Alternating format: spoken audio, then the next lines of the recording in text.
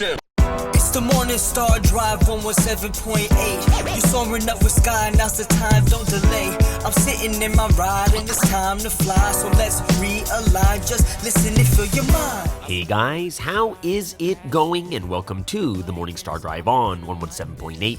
It is Monday, December 4th, and so happy for you joining us. We are ready to start another day together with the Lord. So subscribe to us on YouTube, follow us on SoundCloud, and make sure to support us on Patreon. So today we have an exciting podcast for you. We have 2G Talks with Eddie Kweon, the Sunday Message Word Study, and of course, commentaries, updates, and news on what is happening around the world in this history today. All right, everyone, how are you doing? Yes, it is another week, another full week we have together with the Lord with a new message. This week's message is Ask Me About My Heart. Great message. Hope you guys really enjoyed it. We're going to talk about that during segment 2. But before we get into that, just remind everyone, we have Q&A Thursday, so get those questions ready. Send them to me as soon as you can. If you haven't yet, leave likes and comments to build our community. Just super happy for everyone joining us every weekday on the Morning Star Drive. Let's get up and support each other each and every day. Whew, everyone, it is Monday. Back to Monday. Obviously, I'm recording this on Sunday evening. I'm here in Kaohsiung, I think. Yeah, it's like a southern part. I believe it's a southern part of Taiwan. And I'm just really enjoying my time here. I am actually currently recording in a hotel room. And I'm just very, very grateful and thankful that I have this privacy and I have a hotel room that I can actually record in. I had Sunday service today, talked to the camp. It wasn't even guys. It wasn't even campus guys. It was SS campus and like married, what do you call it? Married couples? Look, well, married men. Right? So it wasn't a huge thing, but there was a good like 15, 20 guys. We just sat down sharing, talking and stuff. And I really, really enjoyed that time. I'll talk a little bit more about that later. But for me, very, very busy weekend. From Friday, I went to Taichung. And that's like in the center. You know, it's really interesting because people were I was learning how the geography works in Taiwan and the names of the place. And like, you know, Taipei is like the place where everyone knows it's the capital city and such. I just didn't know what it all meant. But, you know, Taiwan, so there's Taiwan. Pei means north, I believe. So Taipei is like the north of Taiwan.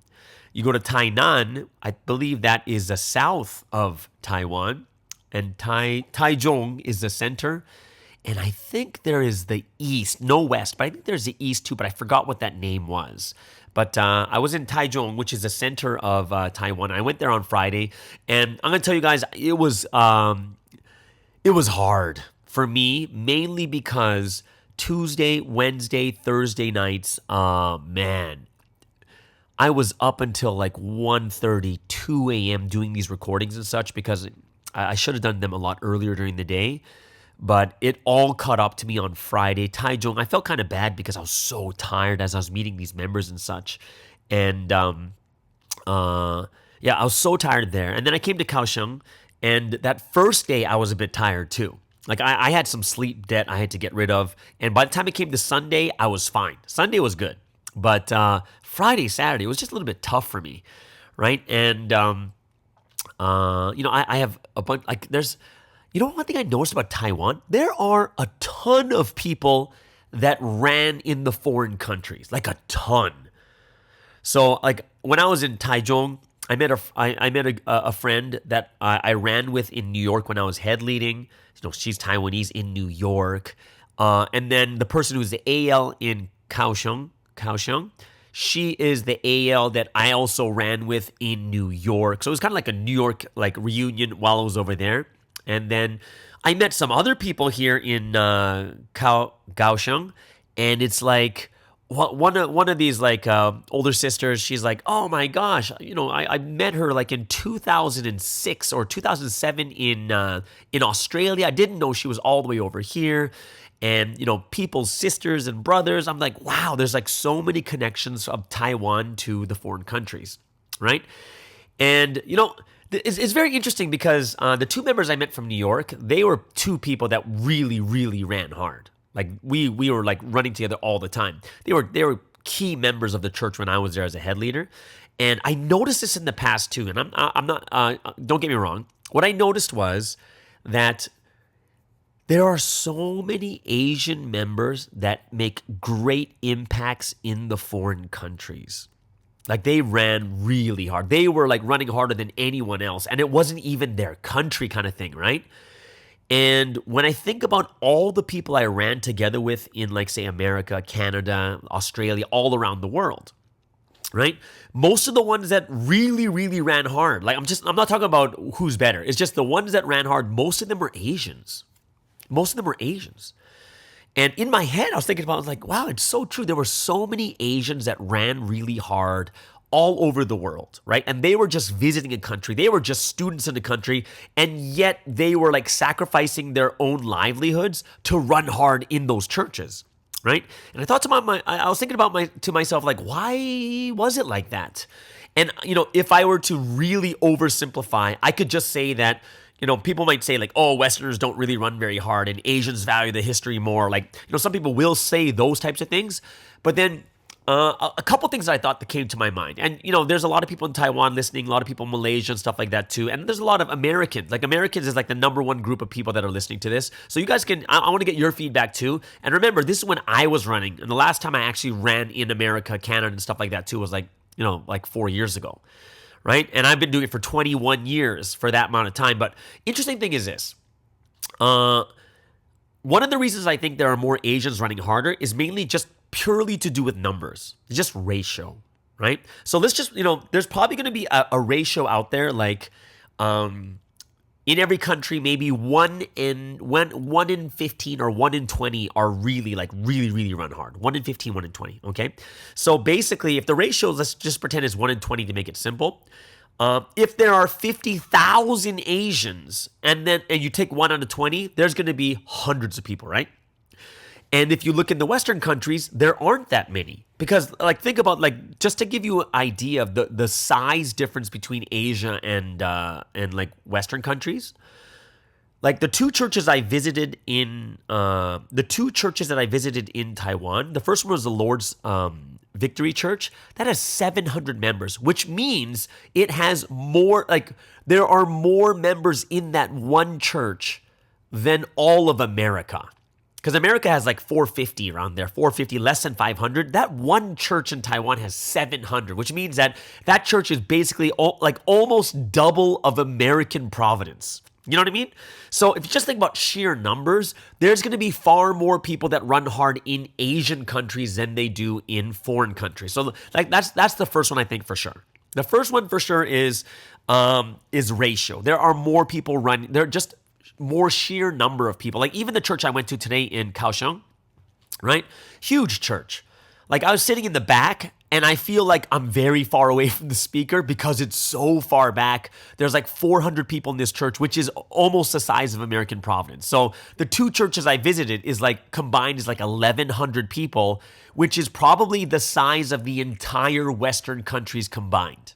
Right? So sheer size-wise, there are so many more Asians than there are Westerners. So that would probably be the biggest reason, right? There's not that many Westerners. And the ratio, if the ratio is similar, it just means that there's just not enough people for those numbers to go up, right? And that's probably why there's more Asians running in foreign countries than there are Westerners. And it really doesn't have anything to do with whether people value it or not. Because the reason why it's 1 in 20 is because the vast majority of people are going to get married. They're going to have families, their career, working, and they do all these things. And if you look at your church right now, how many people are running full time? It's very few, right? Far and few are actually running full time in everyone's churches, right? I don't know what, but is this a total random thought? This is a random thought that I'm having right now. So yeah, I'm thinking about it right now. Okay, so why are there more Asian people working hard for this history? So I think ratio is probably the biggest reason. And you know what? I'm gonna probably say this. This could be controversial. So I would like the Westerners to comment on this too. Do you think Asians have if we were to you know how we magnify and miniaturize principles and stuff? If you were to look at the world, would you say Asians are more internal and Westerners are more external? You know what I mean? Because, Westerners are the ones that are pioneering. They're going out. They have the confidence. They have, they're the ones that are like physically going out and doing a lot of things, pioneering new things, right? Like the new world was pioneered by like the Western people. And then it's like, even when I look at Eastern Asian countries are not as much innovative, but they are more of, they'll take new ideas that are already out there and they will just flat out improve them and make them that much better, right? So they're not the ones that go out in front, but they're the ones that are supporting, and then eventually when something new is made, they'll just go and make it better. Like cars and stuff. Cars were made in America, but then you had the Japanese cars that are like way better. And then now, like the Korean cars are coming up and stuff like that too, right? So it's kind of like, I'm thinking there is just a difference in like the Asians are more internal and the Westerners are more external, which also means that my thoughts, these are just random thoughts. So, don't think of that I'm all of a sudden judging people, because I'm not. These are random thoughts that are coming up, but it's kind of interesting. So if you are Western or Asian, kind of comment on this and see what you guys think about this. The Easterners, like the Asians, are more able to feel Shimjung and more able to realize more of the deep, like, this Shimjung stuff, right? And part of it is probably because Providence comes from an Asian culture and language plays a big role too. And that's why you're going to have the most amount of people coming from Korea. But maybe like when you look at it from if you magnify big picture, Asians can catch the small inner stuff really well, while Westerners are the ones that go forward. They're the face. They're the one that can go out and pioneer, can do those types of things. They have the confidence, the bravery, and stuff like that too. I don't know, right? That's just what I feel or what I'm thinking right now, which, it could change if you guys like just tell me like, oh, I don't think that's true, or I think that's true. I would love to hear what you think about that, right? It's a random thought. Just want to know what you guys think about it. So yeah, that's something that came to my mind right now. So that's why it's not a fully developed thought, but I would love to hear what you guys think about that.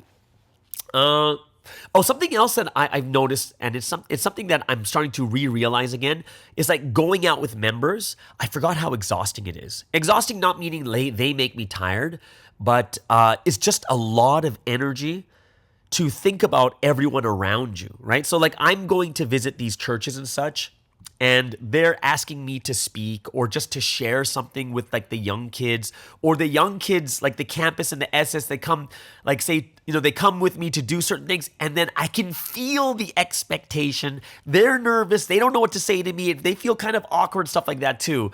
And I was like, oh, wow, I forgot how exhausting it is for me to constantly be thinking. And on top of it, I was really tired from those 3 nights of like not sleeping really well, right?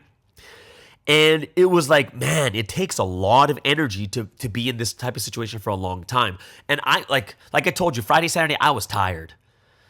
Just being I was tired already, and being with members, I just forgot how exhausting it was. And I'm not saying that the members are bad. So don't sit there and say that, you guys made Pastor Sky tired. No, they didn't, right? I was already tired. And then I just completely forgot the amount of energy it took, right? Because, like I said, my schedule in Taipei was crazy. 3 nights in a row right before I came, recording at 1, 2 a.m., finishing at that time, just super exhausted from that type of schedule. And then I like drove over to like Taichung, and I was like tired meeting people, right? But here's the thing that I realized. Okay, this is the thing that was kind of cool. Something I really realized during these last 3 days is how Sunsteam gains strength. Right? So isn't this something that people are always like, oh, how can I give Sunsteam strength? I realized how Sunsteam gains strength. It was really strange because I told you Friday, Saturday, I was tired. I was exhausted. I was with members and I was tired, and they would ask me questions, and I'm already tired, right? But when I was in Taichung, where did I gain strength? Man, there was this one member, amazing testimony.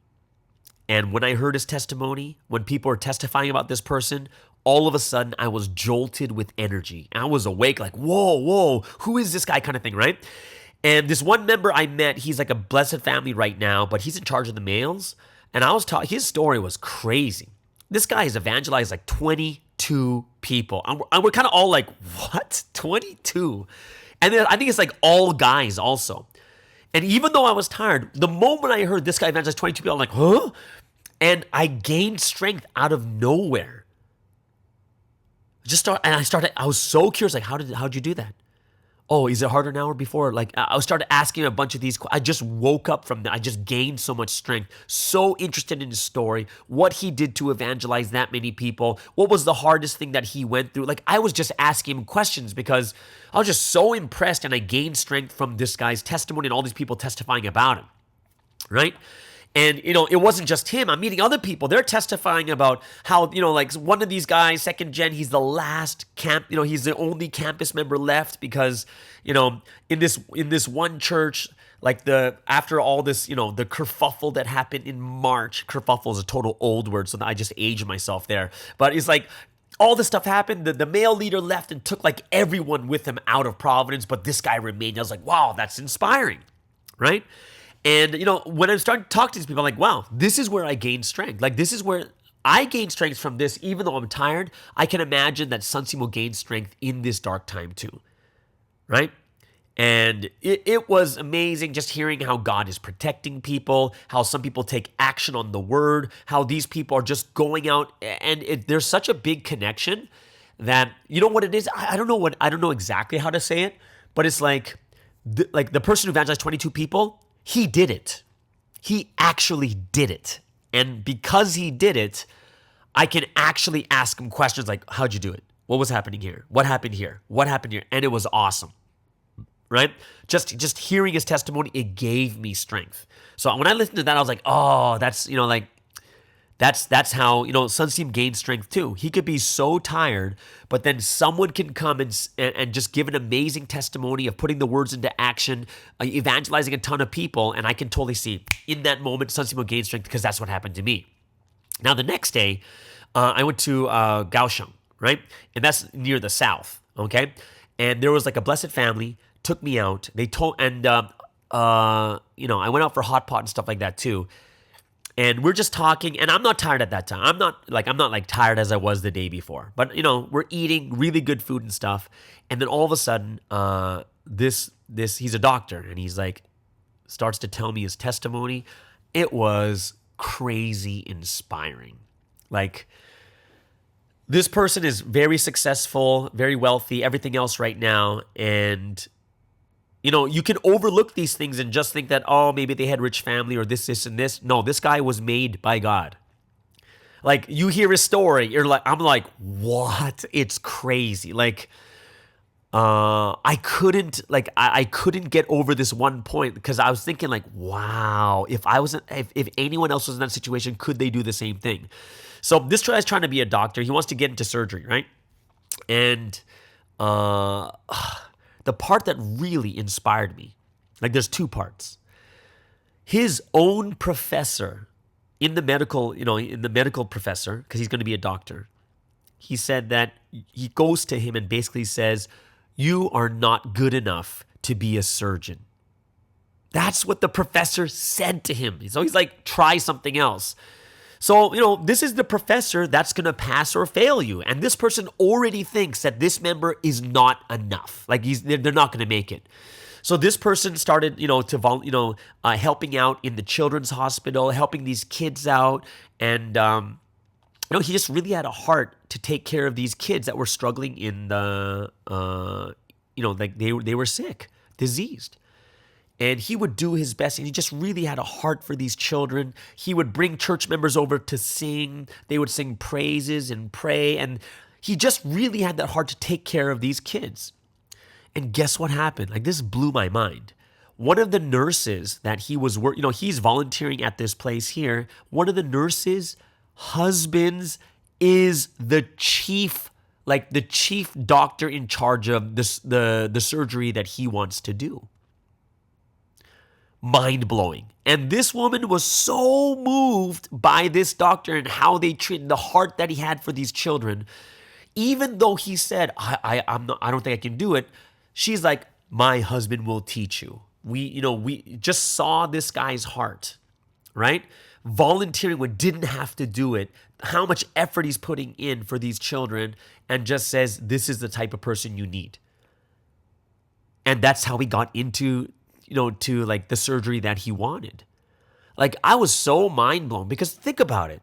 In my head, I'm like, The professor, someone who's been doing it for decades, is telling you you're not good enough and basically saying that I'm not going to pass you for this.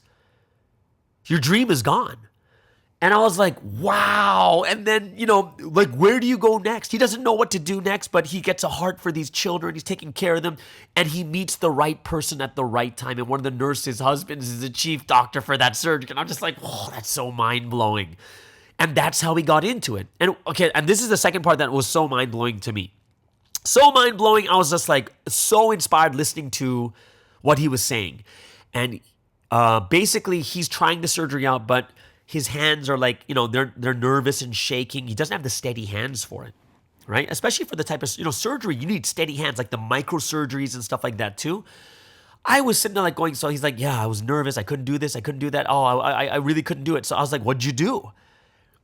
This medical doctor, 100-day prayer condition from 1 a.m. to 5 a.m., praying for his hands. Isn't that mind-blowing? That after the 100-day prayer condition, his hands are steady, like super steady. And now he's like, and then after that, he becomes very famous. Like he's famous in Taiwan for his work. Like, I was so mind-blown by this. And I was like, when I heard this, like I received, remember, I've already realized this from the day before in Taichung. And then I met another person and I'm like, oh, mind-blowing. And I was straight up saying, you better write that letter to Sun Tzu right now because he's going to gain strength from this, right? Because that was my realization. My realization was, how does Sun Tzu gain strength? It's when people put the words of God into action, when people rely on God, when people have a testimony of how they live with God, right? And then God saves them. God gives them success. And there's a third thing. And this guy here has absolutely no shame about Providence. Even when the Netflix came out, when they asked him, he's straight up, I'm in Providence. I'm in Providence. I'm in Providence. People put him down. People said he's nothing. People said he wouldn't become successful, stuff like that too. And his story is like a movie. So when I was listening to it, I was just like, whoa, that's so crazy, right? It was so, I'm not sure how to put it, but even when I talk to him, he's very, very, very, very successful. Very successful, right? But when he talks about it, it is so genuine and so humble. And then I found out from his wife. His wife is also same high school as me, same middle school, whatever it is, right? So, we have a connection there. But this guy was born and raised in the mountainside in Taiwan, which means that I was like, no wonder. Country boy, just like Sun Tzu. Because Sun Tzu too, when he boasts and stuff, it's kind of cute because it's not like he's like, I'm the best, but he's more of it's very genuine and pure, right? Genuine and pure. So for me, I was just like, wow, no wonder, even when he says something very it could sound like someone else's, if I said it, I would sound like I'm arrogant. But when he says it, he's straight up, I'm just like, wow, that's so impressive. And then he's got clinics everywhere, all over Taiwan now. There are so many people out there with testimonies, but the biggest thing that, like I said, is this is how Sun Tzu gained strength. And I think it's something that we have to understand really well. We really need to understand this deeply. If we want to give Sun Tzu strength, what does he need to hear? It's not us turning to Sun Tzu and say, oh, Sun Tzu, fighting. Oh, Sun Tzu, we love you. It's those are things that, if I heard it to me, in that really, really tired zone, I would still feel it, but it wouldn't be whoa. When I was in Taichung and Kaohsiung, and I know I'm going to meet more people with more testimonies, it's when they give those testimonies, I'm just like, holy crap. Oh, I don't even say crap. I'm not sure what to say, but I'm just like, wow, that is incredible. And that's why, for me, I'm like, that's how Sun Tzu gained strength. It's not us writing letters saying that, oh, I love you. Oh, I miss you. Oh, Sun Tzu, have strength. And these things are going to have some impact, but it's not going to be anything close to listening to someone's real testimony of how they cling to God, how they put the words of God into action, how God saved them, how God gave them success. It's not even close, right? Because think about it. In the end, I'm so tired, but I'm getting inspired and gaining strength, right? And just listening to those miracles and such. And like I said, guys, these are the things, I think those are the types of letters God sent to Sun Tzu. And if you might say to yourself is, oh, I don't have any of these stories. I don't have this, and this. I think two things have to happen. Number one is a lot of times the stories that we do have are great. It's just that we don't really hone them and make them into great tests or develop them into great testimonies. Or it's just a matter of us putting the words into action in an extreme way. And once we put the words of God into action and we keep doing those types of things, those types of miracles are going to happen and we're going to be able to give Sunseam strength. So that's one of my big realizations I had over the weekend. And I was really, really happy to get that type of realization. Also, like I said, I went to the Sunday service in Kaohsiung, I guess, right? Very nice city. Like these cities are just developing and they're really nice. Like even Taichung, Kaohsiung, these cities are really nice.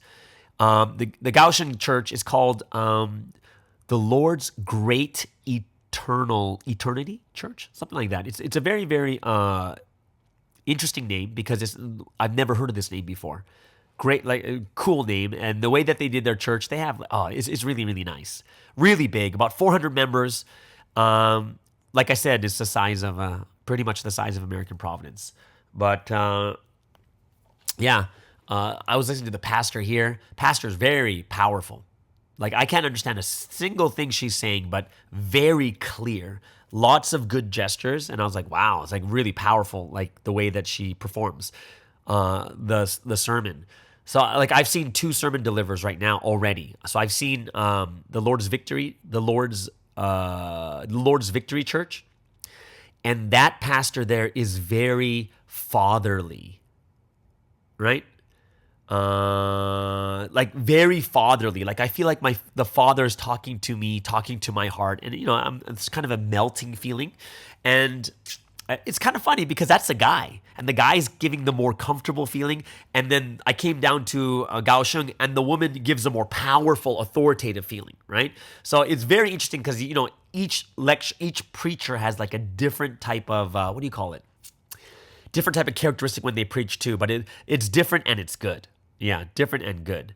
Very, very, like this Pastor Esther was over here in Kaohsiung, very clear, right? Very clear, and her gestures are very clear, right? And when I was listening to it, I was like I said, I don't understand a single thing, but you can see the power come from her. And when I was like, at Lord's Victory Church, you can see the fatherly figure come out of him too. Yeah. But here's one thing that I do notice, and this is not just Taiwan. I'm going to say it's almost everywhere except for obviously Korean stuff. Because, when I'm in Women's Church, like I'm going to talk about the choir. Because Women's Church, the choir is huge. It's like 100 people there, right? It's like 100 people in that choir. In foreign countries, so far from what I've seen, choir isn't actually that big, which is kind of surprising for me. Because if, like I said, in Taipei, the largest church, I think the choir there was maybe 15 people to 20, maybe. And in the church here, I think there was about 10 in the church here of a 400, right? So, because for me, the only reason I'm looking at the choir is because people asked 3 weeks ago, people were asking about the importance of choir, and I had to talk about it. And that's the only reason why it's in my head, and the number of 10%, right? So if you have a 400-person church, you have 40 people. 700-person church, you have 70 people, right? That kind of thing, right? So that's the only reason why it's in my mind. But, I'll look at, say I go to America or Canada, they won't even have a choir because it's just not big enough, right? And I think it's kind of outside of Wollongdong in the large churches, it's probably normal that the choir size isn't that big, right? Like I said, even when I was in Canada, there's no choice. There's just not enough members. Like 25 members in the English ministry, you couldn't, you're going to have a choir of 2 people. That doesn't make sense, right? So that's why you have the whole congregation do it together. It's not a good or bad thing. I just noticed it it's interesting. Like in the past, choir was such a big thing in the churches and they were really, really big. But I noticed that, I noticed that it was that's interesting how I think one of the things that we should do is start to consider from 2024 to rebuild the choirs again, because the choir is so important. From what I know, I think the one place where choir is still, besides Korea, the big churches in Korea, I think the one place that I think would be that I've seen the choir still being quite good, for their size of churches, was Malaysia. From what I remember. The choirs are pretty big, right? and they were pretty decent size. So I was like, oh, I think Malaysia's like probably one of the only places where the choir is that good. Or not good, I mean like that size-wise, right? But I also understand that it's a difficult year. Some difficulty, people feeling like they want to stop, or some people may have left and stuff like that too. So that's why it's kind of something that I do understand. Yeah. So it's very interesting. A lot of good realizations and stuff God was showing me through my time here. Even though I was a little bit tired, I felt really bad to the kids because I was so tired at certain points, but I really wanted to do my best, but I was tired. So actually, I went bowling on Saturday. So like you guys will see my Instagram, I went bowling, right? And we went to this bowling lane. It was super old. Super old. Shoes were old and smelly. The balls were old. Like everything was old. The lanes were so dry with no oil, right? Like there are so many reasons that I could sit there and complain because this place was like 50 years old, right? But for me, I was just like, man, we just got to have fun, right? Because we are all in the same situation, right? So we could complain about it or we just make the best of it. Have fun, right? And, it's not just me that has to be at that place. We're all doing it together. And it really, really reminded me of what Sunseem says is, if you're in a bad situation, right? Or what Sunseem said is, regardless if you believe in God or not, there's going to be difficulties in life, no matter what, even if you believe or if you don't believe. So you might as well spend that time meaningfully, right? Believing in God, because there's going to be difficulties anyways, right? And it reminded me of, hey, look, we're in this situation. It's not a good place, but that's fine. But we're together. Let's do it together. Let's just have some fun. And it reminded me of, it kind of like God was kind of showing me like, hey, sometimes a situation in Providence too is not ideal. Like 2023 is not the best situation. It's difficult. It's hard, but we're together. We're doing it together. We're with the Holy Trinity. We're with Sunsteam, and we might as well have fun while doing it, right? So if you think about this, imagine you are rich and wealthy, but so you have a really nice house, but your husband or wife treats you poorly and cheats on you constantly. Would you be happy in that place? And the answer is no. You wouldn't be happy, even though you have everything you want. You wouldn't be happy. On the flip side, right? Like if you were in a place that's not that rich, it's a lot smaller. However, you're in a place where there's so much love and joy. Would you be happy? And the answer is, of course you would be, right? So in the end, in the physical world, it's about who you're with. These people that love you, you love, and they love you. It's more about who you're with more than where you're at. Because if I go to KTV or some karaoke place, norebang, right? And it's with people I don't like, I'm not going to enjoy it. But I can go to like a not so nice like karaoke place. But if I'm with people that we just like each other a lot and we're having a lot of fun, then it's not going to make as much of a difference, right? And it's kind of like this week's message. It talks about when Sunseem is asking questions about those that are suffering while in this history. But after everything is said and done, we'll look back and laugh at these times. It'll just be a memory. Like 2023, we're going to laugh back at it. We're going to say, oh, do you remember that time when that happened with AJ? Oh my gosh. And we'll just start laughing about all these things that actually happened, right? So when I was in that situation, God's just like, hey, you know what? We're in this together. It's not just you suffering alone. We are all suffering together. And it's okay. It's okay because we're doing it together. We're going to be making stories. We're going to be doing things together. So guess what, guys? We have like 27 days left in 2023. Just 27 days. What does that mean? It means that enjoy it, guys. 2023 is not going to come back again. It's a crazy year. It won't come back. Let's enjoy it. Let's praise with all of our hearts. Let's, talk with each other. Let's ask for forgiveness. Let's apologize. Let's enjoy. Just have a great time together. And I think that's something that all of us have to really take into consideration. Know that, this is going to be that time. Right? So for that, I was like, very, very grateful and thankful. And I thought to myself, I was like, God has really been taking care of us. And even though the situation's not that great, God's been taking care of us more than we know, right? And we're making stories with God, and we have to be those that really, really take into consideration how much God has done for us, all right? So there's a bunch of thoughts that I've been having, but new poll for this week. Just curious for you guys, what you guys think. What is the most important character a leader needs? A character, like a personality trait, right?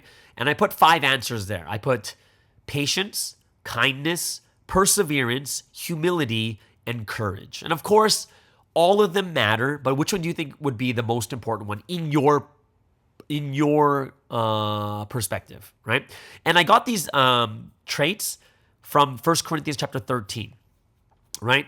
When it talks about love does not envy, love does not boast, love is not self-seeking, these types of things. So I took these characteristics, like I was reading it and I was like, oh, this would be a good character that comes from there because it's, everything's about love. So I'm not talking about, don't put in the comments, oh, they just need love, but love has many aspects of it. So I'm talking about those aspects. Which ones do you think is more important, best and important to you as a leader? Not for everyone, but for you, what is the most important aspect that you think is necessary for a leader? And I put 5 out there. And if you don't like those ones either, you guys can just put another one in the comments below. Would love to hear from you.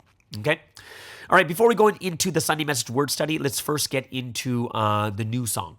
Right? So there's a new song that just came out from a member in Canada.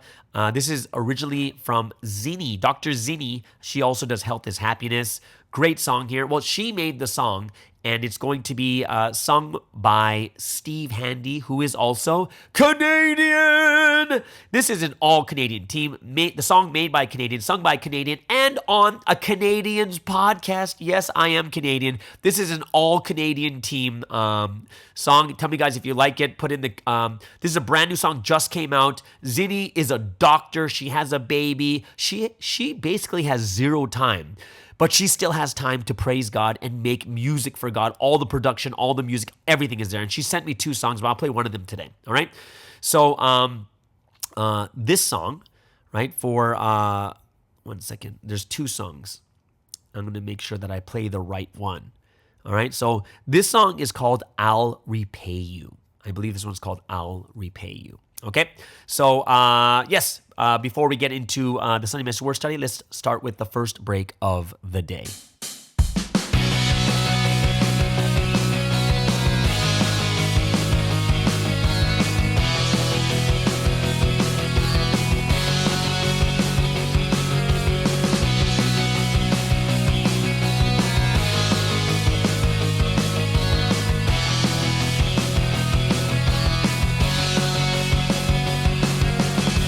When you lift me up from falling, I feel your warm embrace, breathing life into my withering spirit, pouring out your love and grace. So I think to myself, I'll repay you.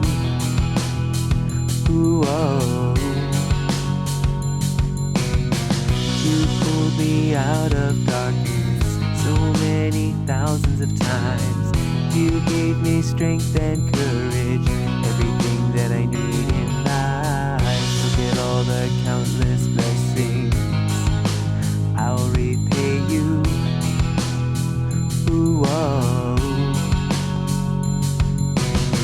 Even if the world forsakes you and they misunderstand what it means to be in providence, holding God's truth in our hands, we fulfill the greatest history, God's will and highest love. All the wondrous miracles you've shown, only here in Providence. Providence, push forward, we'll run till the end. With our solid faith, we'll repay you with all our heart, will and life.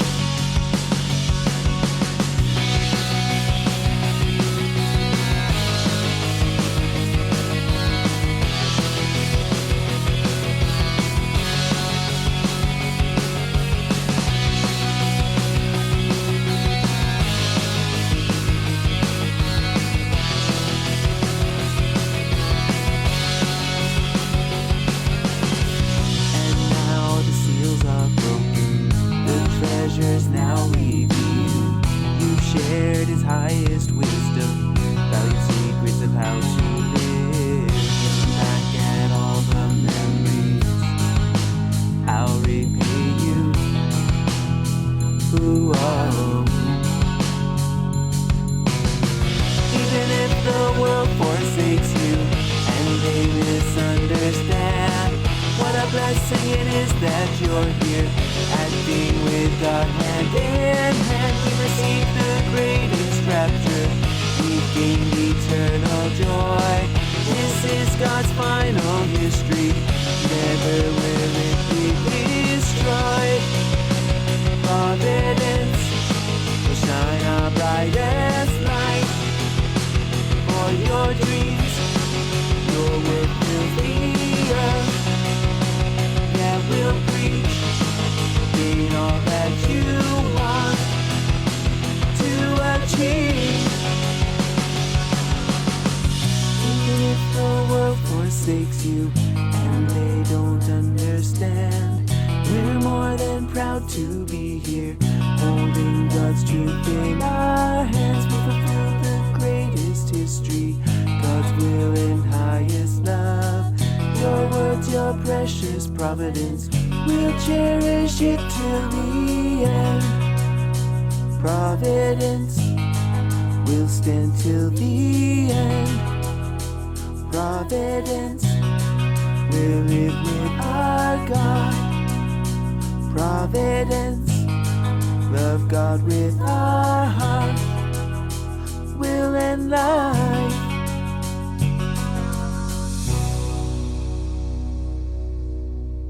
All right, so let's get into today's word study. Once again, a wonderful and awesome song by Dr. Zinni over there in Canada. Great vocals by Steve Handy, and of course, playing on the All Canadian podcast over here. So if you have any comments, go ahead, leave them below. Zinni, awesome, doing an awesome job. Like I said, she's doing triple duty as a musician. Oh no, quadruple. She's a musician, she's in Keuji, she's a doctor, and she's a mother. And a wife. So it's kind of like, you know, she's amazing, right? So if you guys haven't met her before, I've known her for like probably since 2014, 15, maybe around that time, maybe earlier than that too. I think I've known her much earlier than that. So I think it's been over 10 years. But she's amazing, right? Great role model. And a lot of people use, if you want to figure out like, how can I live my life and do time management? I think she's probably one of the best people to talk to about that, because she's juggling many things around. Okay. So let's get into today's word study of the Sunday message. This week's Sunday message, really deep. The title itself is really deep. Ask me about my heart. It's a deep, like, think about that. This is God telling us, ask me about my heart. And just how this message came about was something that's really deep, and I thought it was something that was really inspiring too. So, here we are, last 27 days of 2023. And this is a year where it's supposed to be the year of liberation. Now, what do you mean by liberation? Well, where did that come from all of a sudden? Well, if you listen to the time, times, and half a times lesson, we know that in time, times, and half a times, there's the 3 dates: 1948, 1978, and 2023. 1948 is physical Israel's liberation. 1978 is spiritual Israel's liberation. And then worldwide liberation is supposed to be 2023. So it is a year of liberation, right? So liberation and being set free, what does that mean? To be set free, I think one of the classic verses we know is John chapter 8, verse 32 says, and then you will know the truth, and truth will set you free, right? That's kind of this real true freedom that we need, right? Freedom is not something where I get more money, like financial freedom, right? Freedom is not like me all of a sudden being a slave and then getting my shackles broken and now I'm a free man, because you can still be free as, and not a servant, but yet be a slave to your own mind, right? The biggest place that we need to be free is in our spirits. It's having absolute clarity, right? Realizing who are the Trinity, who are they individually, who is Jesus, who is the man of mission of this time period, right? And once we have this very, very clear in our hearts, this is when there's true freedom. Because when you realize that deeply, it doesn't matter what happens on the outside. You are clear and you understand all things that are happening, right? So this is a year, guys. Liberation, clear our hearts and our minds. Yes, some of us are going to be clear financially. Some of us are going to be clear, get these blessings in many different places. But ultimately, this is a time we got to clean up the mess inside, right? We got to repent for the things we did wrong, the things that we thought wrong during this entire year. And this is a perfect year. It's an extreme year to really get an idea of where your faith really is. Don't you think? If you think about it, if times are not bad and if times are not rough, sometimes you're not tested enough for you to challenge your faith. But I think this year in 2023, everyone's faith was challenged to an extreme. We are. Like, I would not think God would hold anything against you if you were struggling in March, April, May, June. I don't think there would be anything God would be like, oh my gosh, you have bad faith, right? Oh, you struggle. No, it was a real time where all of our faith was tested to an absolute limit, right? We went to the limits, right? So when you think about this, it's like, oh yeah, it's so true. We went all the way to the deepest limit. And this is why at the end of this year, we can say everyone did well. Everyone got their faiths tested, and now we're clearly realizing even more about this history, right? And, it basically comes down to one thing is, we may not be able to see Sunstein. We may not be able to shake his hand, anything else. But the one thing we can do is really value the words that he gives. Because the one thing that he continues to do, which is the most important thing for all of us here, is delivering the word. Because he knows how powerful and how amazing the word is. And we have to realize, even in Sunsteam's situation right now, in the prison right now, he's still delivering the word. That shows you how powerful or how much he values the word. He knows that the word is life and death. He knows that if we take those words and just inscribe it in our hearts, we memorize it, we put it into practice, we take action upon it, this is when we're saved. Saved spiritually, saved from physical situations, saved from mental situation, solving all our problems, our worries, our concerns. It's all solved through the word. And the only issue that we have is a lot of times we just don't value the word as much as we should, right? One of the questions Sunstein asked in the message is, who do you think values the word of God most in this world, right? And it's based, how would you know? It's the person, well, think about this. It's the person that God gives the word to. That's the ultimate result of it. So someone says, who values the word the most? We're all going to say Sunstein, right? But if you really, really think about it, God will show his approval that this person values the words of God more than anyone else in this world because he's the person that gets the word first. He gets it because he loves. He gets it because he draws close. He gets it because he's united, right? So it's really powerful. Like when you look at it, it's like, yeah, just look at the result. Who is the one, it's like, imagine there's like the 100-meter dash, the Olympics on TV, right? And there's, the 100-meter sprint is like the big thing that everyone watches. Well, think about this. Even if you miss the entire race, if you want to know who won, just see who got the gold medal, right? Then you know that they're the fastest. Who's the fastest? The one that got the gold medal. Right? In the same way too, who's the one that values God the most? It's the one that receives the word of God. That is the result of someone who loves God that much, right?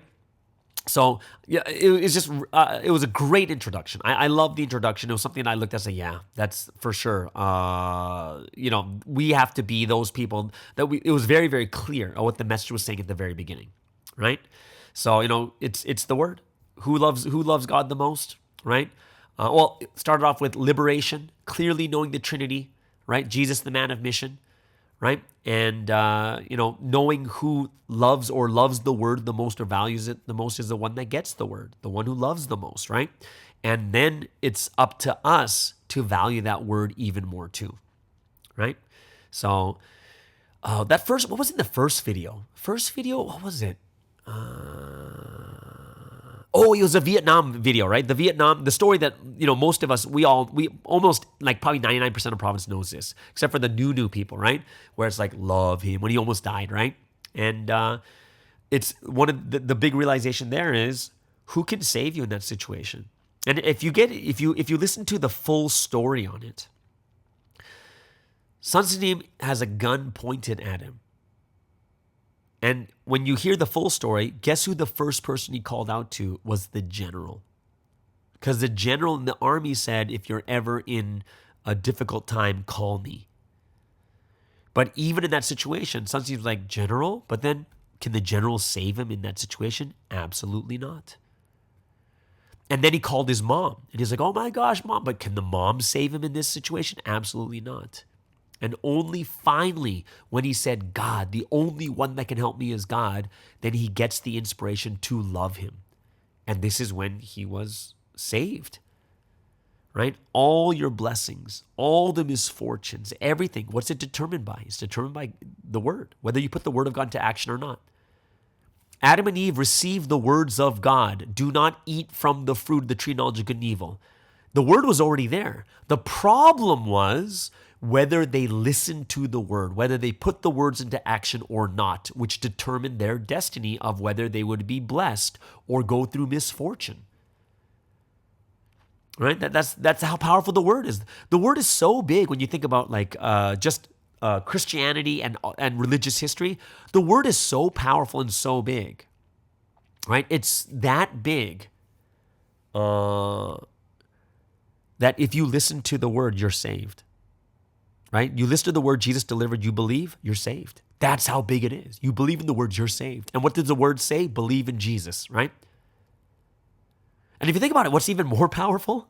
What's more powerful is Jesus died. And even though he died, God continued. And even with the dead person, he still made history. He carried out history until the end, 2,000 years, and ongoing now with the return, the advent. Like, that's how crazy it is, right? So when I looked at that, I was like, wow, God, the word is that big, it's that powerful. And we're in a time right now, it's quite sad this year because we see a lot of people that turned their backs. They resented God. They slandered God. They did this and that to God, right? And we look at this world and we see that the word is withheld from the world, and that's why there's struggling. But to those that believe in this history and follow the man and mission, what happens? We continue to live because we receive the word, right? And when the message said, "Hey, guess what? If you want to hear the word of God, we hear the word of God because we set the condition," and we're like, "Did we set the condition?" Yeah, this year we set a crazy condition. We stayed amongst all the confusion and all the things that were said here and there. We stayed. The condition is set.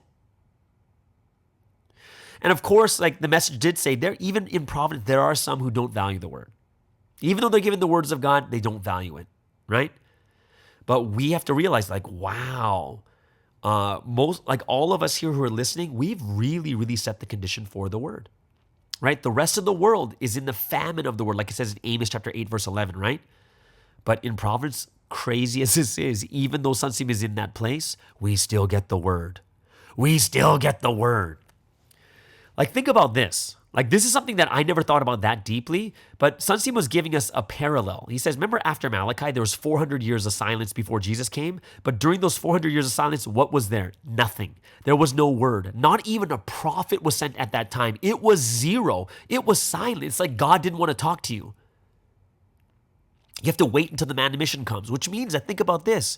Since Martin Luther, we've had no prophets. Since Martin Luther, we've had no people that are delivering the words of God except for the man of mission. And that's why only those that hear, everyone else has been in a drought. Everyone else has been in a place where the words have not come, except for the people who follow the one that God has sent. Right? So we are the ones, that we have to understand that we are receiving the words, and we can't just take it for granted. And we have to be those that fulfill the true purpose that God wanted, which is for all of us to become the counterparts of love. Now, here's this. From this point on, we get to realize where the message actually came from of "Ask me about my heart." It was God speaking to us, right? And I loved it because it's basically Sunseam and God's Q&A.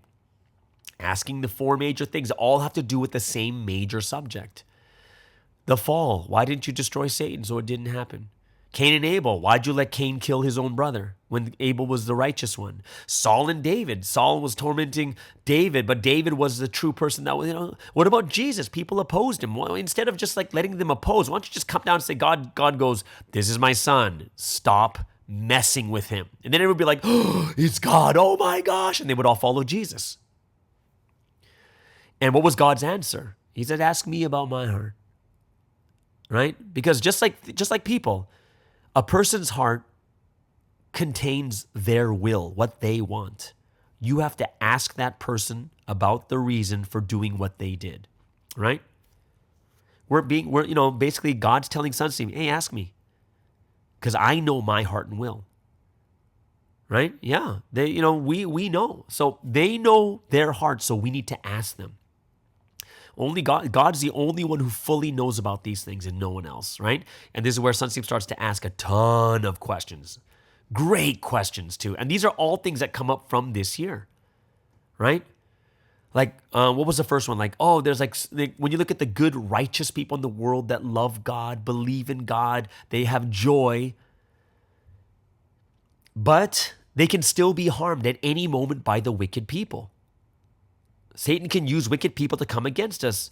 And we don't know, like there's a chance that we could still die. How do we know there's a chance we could die? Because if you look at the Bible too, many righteous people still died. They became martyrs. People died and were killed by the wickedness, by the wicked people, right?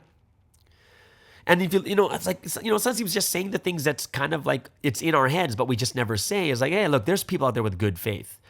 And then all of a sudden they leave Providence when tribulations, difficulties come. But they had great faith. But now people who don't have as good faith as these people that left, they feel more anxious because we're like, man, my faith wasn't even as good as these people. And if they left, what about us? It's a real worry. It's a real worry because some people might think maybe it's predestined. Maybe I'm predestined not to be here. Are we all spared from suffering? No, we're not. Are we spared from suffering at the hands of our enemies? No. In all honesty, no one's life is guaranteed. People, are you saying that people have never died in Providence? No, there's been early deaths. There has. And when we look at the Bible, it's the same thing. We see good people that were helped by the Holy Trinity, but some were killed. In the world, look at the people of the world.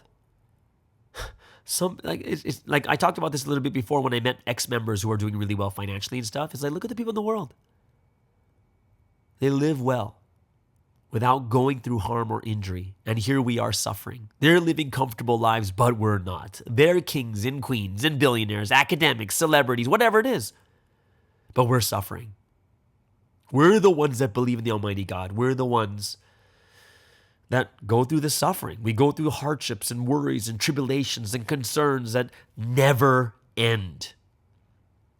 And if you look at Christian history, guys, if you look at Judaism and the history from the Jews to the Christians and to Providence, the suffering and tribulations have not stopped. And like, remember that one point, it's like going, oh yeah, sometimes even the wicked completely wipe out righteous people. We're like, oh my gosh. Kings and like dictators execute tens of thousands, sometimes millions of people. They kill good citizens and they committed no crime. Right? They think they're God. They want to be worshiped. And yet even these kings live well. Right? They live well their entire lifetime. And of course, in our heads, we're like, okay, but they're going to suffer in hell. But then we're like, on this earth, why do you let these like really good people suffer so much? And you like, what, you created them so that they can be killed like that? Why do you let them do this? And then God's response, it was just powerful. God's response. What was God's response?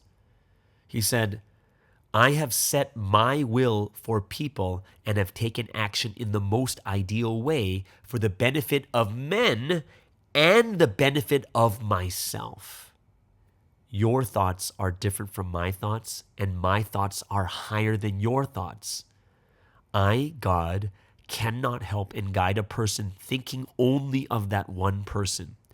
I take action thinking about all mankind, even future generations. That's why when people look at it and think about it, they can't understand and sometimes only misunderstand me. I was just like, it's so true. We're so short-sighted.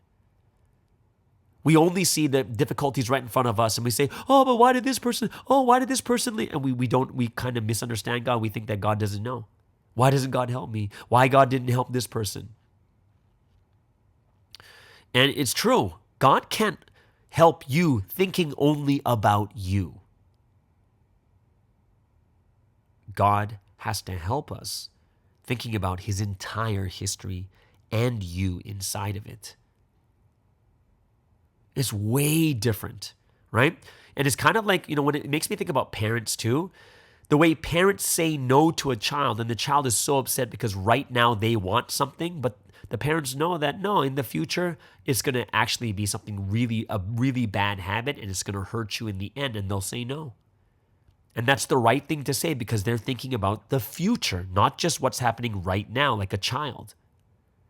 And then there's all these great stories like, Jacob and Esau, Jacob being persecuted by his own brother, the jealousy, he had to run away to his uncle's house, right? But the word said, he took action on God's path of the will, right? That was the will. And the result is God was able to bless Jacob's family path. And then Jacob's family path it was a stepping stone so Joseph, who is his son, to take action on a national level.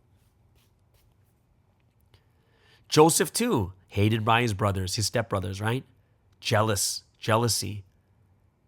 He went through the craziest tribulations where he's sold by his own brothers into slavery. Imagine how pissed you would be if that actually happened to you. But then if he didn't flee, if it didn't happen in Potiphar's house, how would he become the prime minister? How would he save his own family? How would he save his entire nation? He had to go through it. Right? And this is kind of why Son seems like, hey, look at me. I take responsibility. Even if it's persecution, even though I'm subject to injustice like what's happening right now, I will do God's will. No matter, I'll take that path. Right? The way human beings look at things is so short-sighted. It's such a small way of looking at things. Oh my gosh, how can you let this happen? How can you let this happen to me? We're only thinking about a very small group where God is thinking about the entire world and the future generations.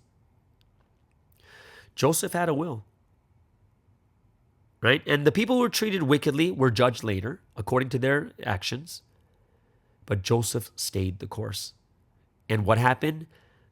Incredible will was fulfilled. Incredible. If God's only going to fulfill our individual will, then what's going to happen to the whole world and the history of God? It just ends at that level. Right? But God is thinking way further ahead of us. God's doing everything he needs to do, not just for you, but for your family, for your nation, for the entire world, for the history of God. And everyone has to be helped appropriately for that moment. And some things, it's about delayed gratification. Some things we're going to suffer now, but we'll be blessed later. And that's why we have to continuously live serving, loving, being faithful to God, the Holy Spirit, Jesus, the Holy Son, to the man of mission, right? We have to reach that level. We can't be those that in the midst of tribulation, of being tested, you give up. And then what have we seen this year? Many people even forsook their faith. They just threw away everything that they believed in. All the righteousness was thrown away in that one instant. So we have to really think about this, right? This is something that we have to think about in our lives too. Remember, God is thinking even to the level of your ancestors. God's thoughts are how many times greater than ours? We can't even count how different our thoughts are. And you can see how petty we are at times because we're like, oh God, why does this happen to me? Kind of thing, right? And this is why there's so much misunderstanding between people and God. Like, remember he's talking about David? People are going to like, why didn't you take care of David? Why did you let him get pursued by Saul? But what does God say? Hey, David's not an ordinary person. He was just a kid. What does he need preparation for? He needs to be prepared to become a king. He needs to be prepared to be humble. He has to prepare to go to war. He has to prepare so that he can deal with God's people. It's not an easy thing. Everything that he went through was so that he can rule better in the future. So he learned how to rule, how to wage war, how to keep peace, And that's why David was trained through what Saul was doing to him. A time of training, a time of experience, a time of, showing him how God works and does things. And this is how he realized that deeply. And he realized God was with him. And I think one of the big points that Sansi made is, why do leaders today fail? Because they fail to do their work without learning. They need to learn. Right? We need to learn. So when we look at all the things in life where God when God is helping us, a lot of times we'll say God is not helping us, but what is this week's message saying? He's saying that, hey, I've helped everyone. Families, nations, individuals, the world, and it was all done appropriately according to the will. Not just looking at one person, I have to look at everyone. God helps each time, right? He's got hundreds of billions of angels at his disposal, believers, appropriate people, all helping. And God is helping us through all the difficulties. So that's why we have to be thankful all the time, especially this year, guys. Even in this time of repentance, these next 27 days we have, let's don't forget to be thankful and grateful. There's so much. Think back, guys, top 10 things that God did for you this year. And, we're all going to talk about the same things from this year too. Like a lot of the same things are going to be the same. The only time God leaves us as we are is when we completely don't believe in him. We don't care what he says. Right? It's the same thing with us. If someone doesn't care about you and they treat you bad, you just leave them alone. All right, be that way. I'm not going to hang out with you anymore. Right? And it's God, and God does the same. He treats people according to how you treat them. So, here we are in this history. There's so much to be thankful for, so many things to think about. But what a great message answering the question that many people had about those people leaving, but it looks like their lives are better. It looks like they're gaining so much more.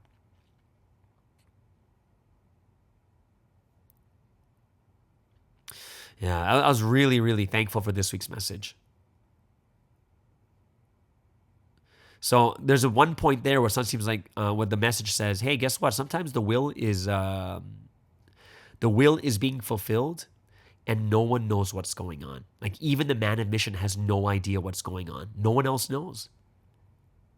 And that secret will only God knows. Right? Even the person who's asked to do something has no idea why they're doing it. They don't even know the purpose of it, but they will know little by little as it's completed. So even Jesus, he didn't know exactly the full picture of what God was doing, even though he was the Messiah. That's why I think about this. How do I know Jesus didn't know fully? Because that's why he initially asked, take this cup away, not mine, but your will be done.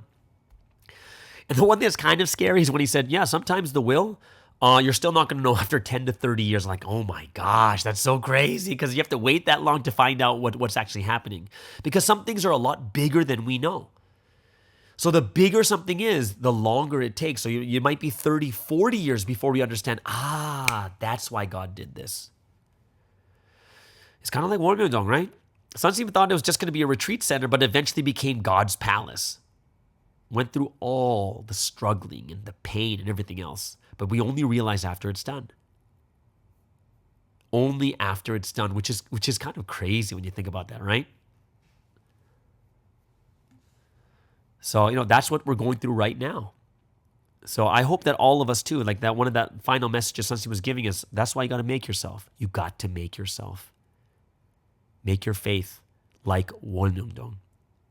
In the beginning, we're not sure exactly what we're making, but as you make it step by step, God is showing you more and more. And then as you make yourself, God will start giving you more and more missions. Oh, yeah, so much from this message. God, I like that point where Sun seems like, God is giving everyone some talent. And you're not only just given a talent, but you're given the environment for you to make that talent.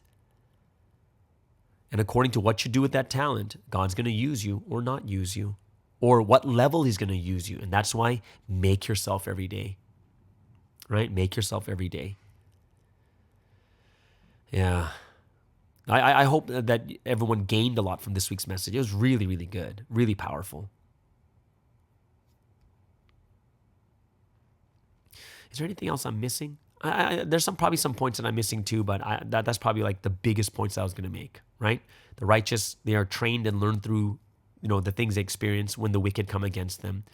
And like, remember we just talked about David could rule the land properly after being pursued by Saul. He's training and learning. And Sunsim too was trained and raised too for the past 45 years. So he's talking about the last 45 years in Providence, new training, new way of living, right? So when we think about Sunsim's training, we're thinking about the 21 years before he came out. But Sunsim's talking about the last 45 years. And he's like, hey, I'm trained, I'm raised. Last 45 years, God has raised me to this point here. Right? So we got to be in that position where like, no, don't sit there and complain. God, why don't you help me? Why did the righteous suffer? No, God is helping us with everything. And some things we are receiving, the suffering we receive right now is for our future so we can be better at it. Right? Whew, so much to think about. So I hope it's something that you guys really gain from a lot from this. And I hope that we also really, really understand how much God is taking care of each and every one of us too. Okay, so there it is, guys. That is a Sunday Message Word Study. Hope you guys really enjoyed that. Let's move into the second break of the day.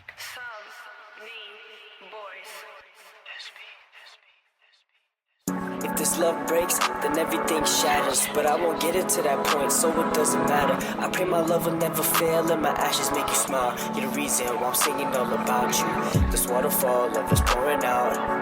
It keeps flowing, never running out. Hey, turn on the nitrous to ignite this. Let me write this love on a letter. I let them know this love got me pushing my weight up. I gotta impress, so I stay up. The drip is impressive, I'm way up.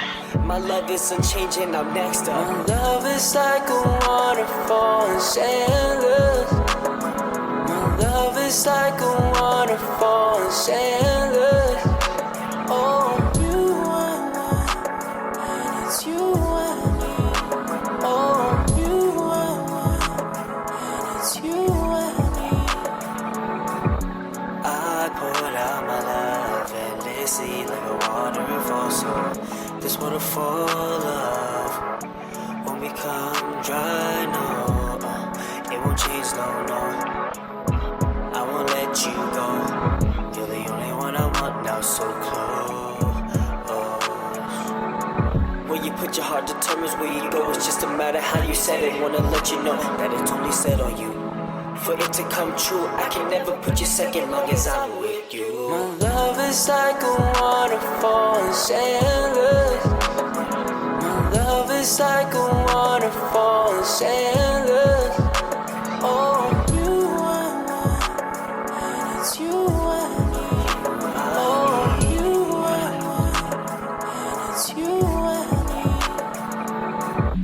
I poured out my love endlessly like a waterfall, so this waterfall love won't become dry, no.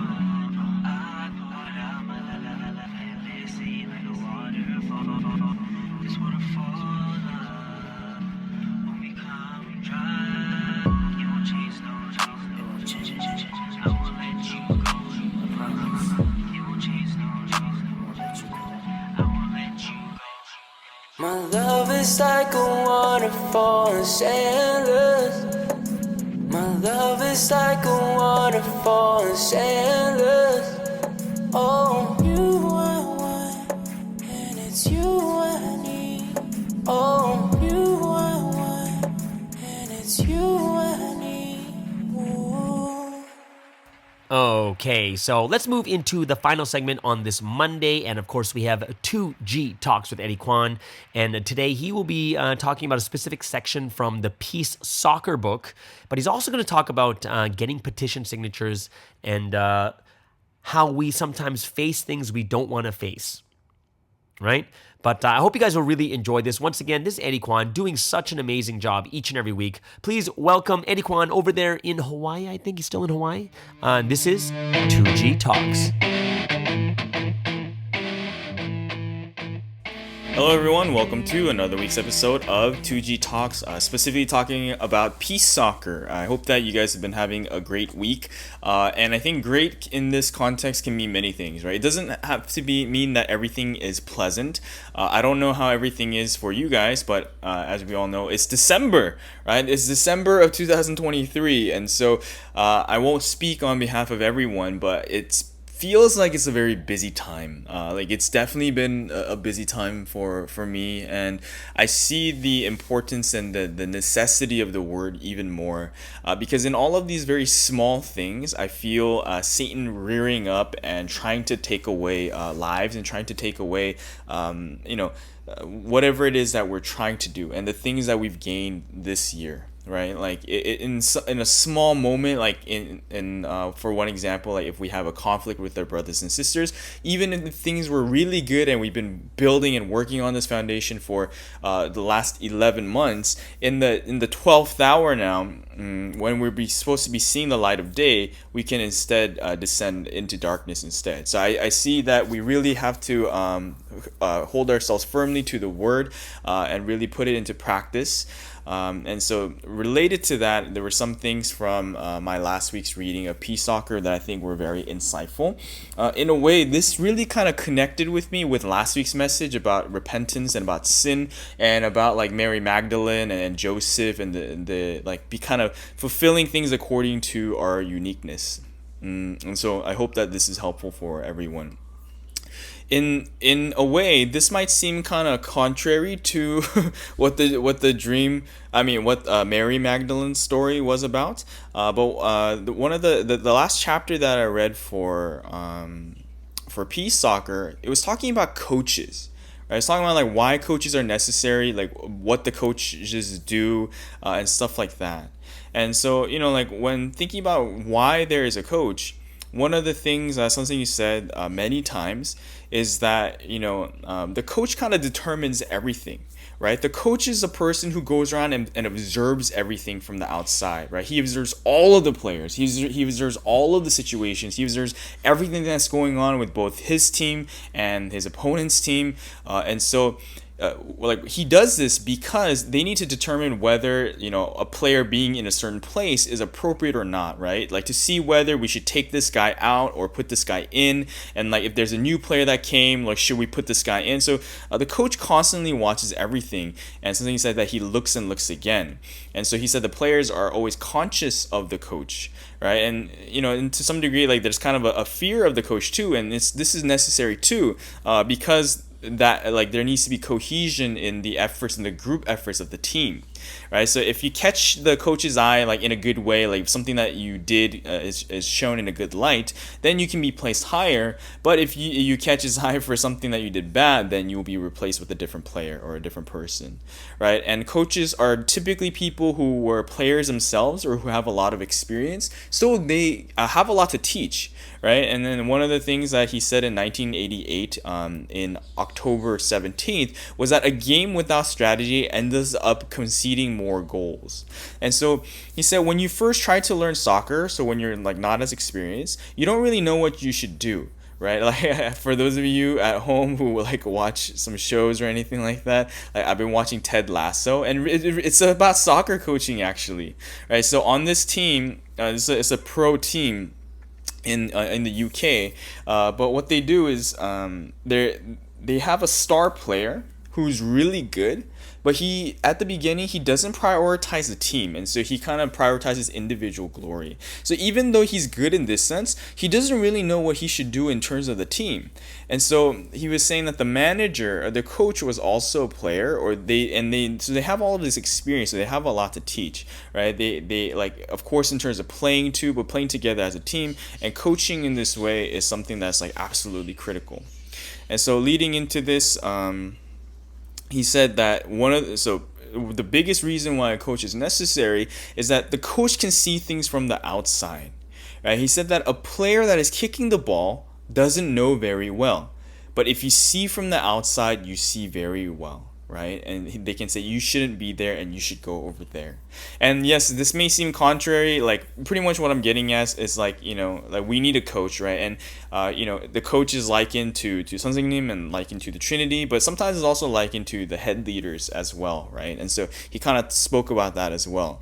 But the reason why I bring this up is because I see that sometimes our head leaders and definitely with Sonsingnim and with the Trinity, they have our best interests at hand, and not just our best interests, but everyone's, right? The whole churches. And yes, sometimes head leaders do make mistakes, and sometimes leaders do make mistakes, and we'll get into that too.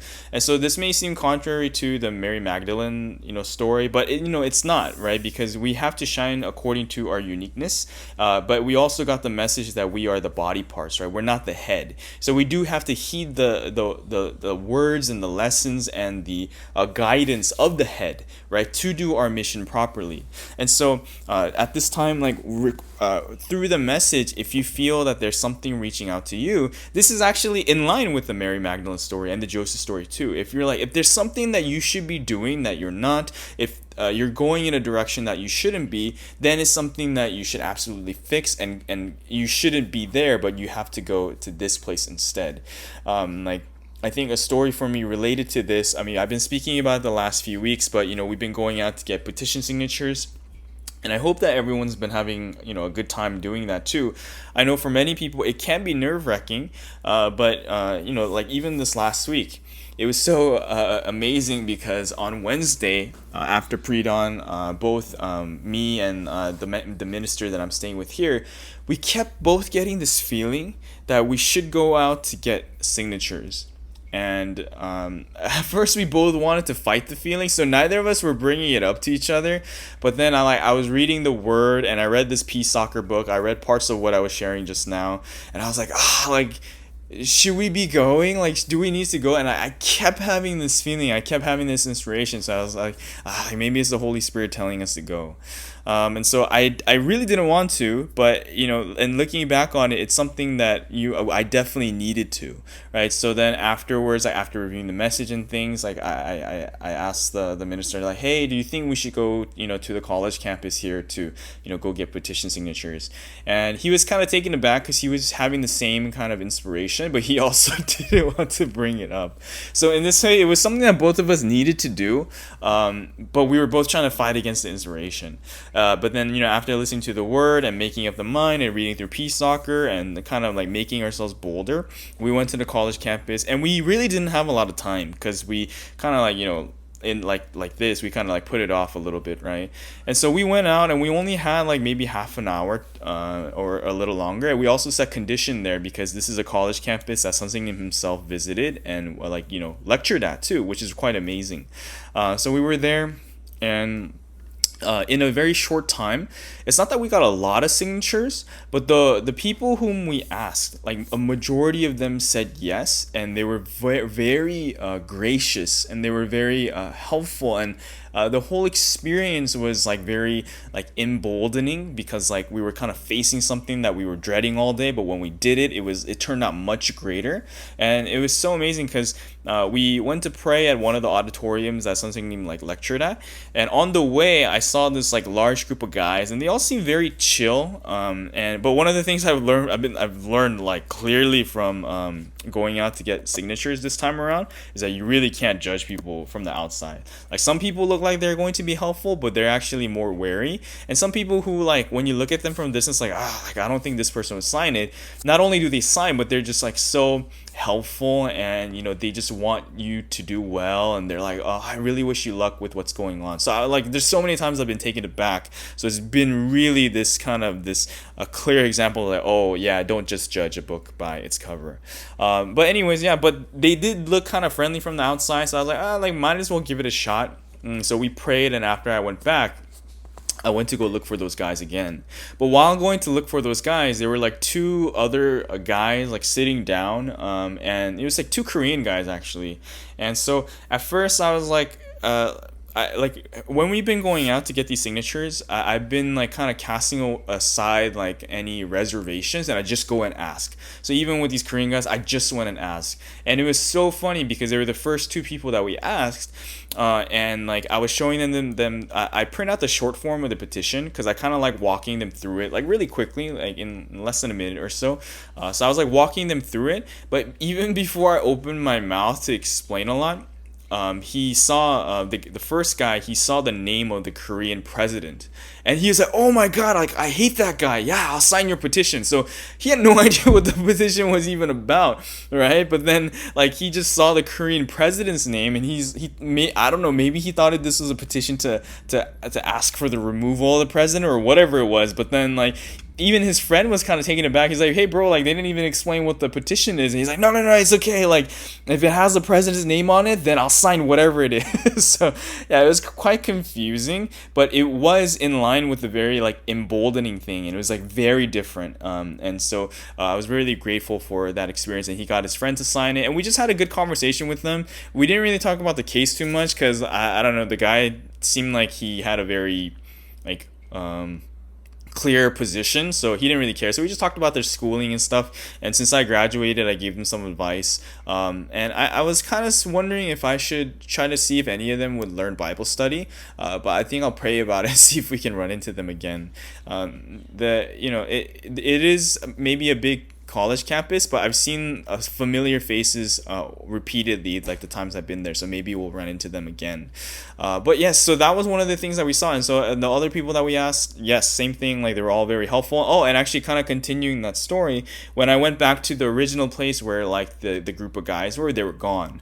And so I was really thankful that I talked to these other guys instead. We got rid of those reservations, because if I just passed them by, not only would we not have had that experience, but the original guys that I was planning to talk to were not there either.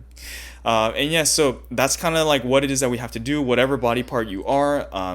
We heed the direction of the head, and we just do according to our uniqueness and our likeness. And so related to this, last week there was also the message about sin and repentance. And so as a final kind of note for today's episode, the last chapter that I read in Peace Soccer for this week was the reason for criticism, reasons for criticism. And so this is all part of the part of Peace Soccer that talks about coaches. And so this is chapter 3 of that section. And it said in that chapter in the beginning that if something is pointed out, it must be corrected, right? You only need to point out what is being done wrong. Raise talented people. Right, and so as I was reading this, I thought this was very key. And so this relates to head leaders, but it relates to everyone. So I think this is something that we all know, but I hope this articulates it in a way for people to kind of reflect on again in 2023, and maybe take on a different view, a different light about even their leaders or themselves, if this is applicable to you, or to the members that you're running with, or to your department leader, or whoever it is, so that we can help each other in this sense. Of course, we don't want to be like the disciples or like Joseph's brothers, and going against, their uniqueness and their purpose. But actually, this is something that for you individually, if this is you, this is something that would be useful, especially in line with the repentance and prayer part, because this is this was very useful for me. And so what something you said in 1997 was that even when playing soccer, if someone's tired or having a hard time, they are taken out. They are told, "That won't do. Come out. Our team is losing because of you. If you're tired, go out, rest, and then come back in." And something said that I am not someone who would take out pastors if it's avoidable, right? Who would take out head leaders if it's avoidable. And, like we said, it's not just head leaders, but other leaders as well, right? So he says, as much as I can, I educate that person and keep trying to use them. Right? Do it knowing that heart, right? Do it knowing that thought, that mind. Right? He says, you must rule with righteousness, rebuke what needs to be rebuked, and if you have done something wrong, you must admit that you were wrong. You have to say, this was pointed out to me by my teacher, I will fix it now. If you don't do that, the players or members or people, right, that you're in charge of won't acknowledge you. Only if you tell them everything and decide to fix it would the members say it's okay to not replace the head leader. However, if you don't do this, then they will ask you to be replaced. And I mentioned this in particular because I really believe that this is a critical time. And yes, we have to shine our light according to our uniqueness. But yes, in that same message, something you talked about repentance. So in a way, they're supposed to go hand in hand. And I saw this quite directly, and I won't get into the details, but for me too, like it hasn't been, like that easy this past week. And someone brought up something to my attention, something that I was doing wrong. And at first, I was trying to explain why that's not the case. But the more and more they spoke, I was like, maybe what they are saying is true. And then, like, not just maybe, like, I had to concede it because in terms of repentance, we can't offer up excuses, right? If something is wrong, like, whatever the reasons might be, we have to get rid of it, right? And so, like, after speaking with someone about this and they were telling me this, and, it wasn't a very pleasant conversation, right? But then after thinking about it and praying about it and reading this part of the message, I was like, wow, like, maybe this is God pointing something out to me. Something I need to fix, a sin that I absolutely must repent for. And I know that, sometimes, especially if it came from a person, it's really hard to tell that person. Like, even if you repent to God, it's really hard to tell that person that you're sorry, or that you acknowledge what they said and that you'll fix it. Exactly like what it said in this passage. But I hope that this passage is really insightful because, then after reading this and seeing this the next day, I messaged him saying, like, I acknowledge what you said. I didn't apologize because they didn't really want an apology. I said I'll fix it. Right, I did wrong, and they were actually deeply appreciative. But more than that, it's not really what the members think, right? Because like we said, like, according to our uniqueness, some of these people might be the disciples telling us otherwise, or about what Joseph's brothers, like, telling him no, and putting him under slavery. But I think with us too, we can discern carefully if we look clearly within ourselves, and if we think about sin and repentance and about getting rid of the flaws and errors that we have, we can kind of tell what's what. And so I truly pray that everyone will be able to figure out for themselves what those things are, and that we can finish this year of 2023 and this December well altogether. So with this, this concludes today's episode of 2G Talks. I'll catch you guys on next week's episode, and we'll see where it goes. All right. Thank you so much, Eddie, for another wonderful episode of 2G Talks. A lot of things to digest here, a lot of things to think about. If you have any questions or any comments, go ahead and leave them below for Eddie. If you want to talk about something even more deeper from what he talked about, I really like the Peace Soccer book stuff. Like, I really do, because it's been a long time since I've read that. But yeah, if you have a comment out there, go ahead, leave it out there. I'm sure he's going to appreciate all the comments that you give. Okay? So there it is, guys. That is today's Monday podcast. Hope you guys really enjoyed it. Have an amazing Monday. We're going to have a brand new, fresh week. And we'll see you guys again tomorrow on the Morning Star Drive on 117.8. It's the Morning Star Drive 117.8. You soaring up with sky, now's the time, don't delay. I'm sitting in my ride and it's time to fly. So let's realign, just listen and fill your mind. I'm burning with desire and the passion.